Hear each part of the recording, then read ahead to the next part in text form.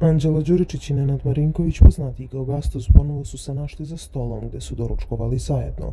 Njihov razgovor bio je pomalo neobičan. Anđela je dala sve od sebe da pokrene neku temu, čak i kada je to značilo da razgovaraju o hrani. Anđela se potrudila da sazna koliko kraška će im ostati, a zatim je prešla na još zanimljivije pitanje: koliko možemo da jedemo od kilogram i po pasulja?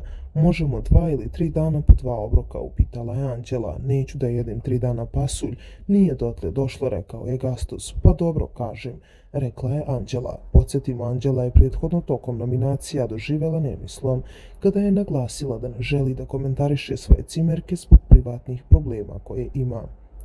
Imam svoje probleme, danas nisam dobro. Ja da mislim da su dobri ljudi, trudila bi se da ih zadržim u svom okruženju, rekla je Anđela.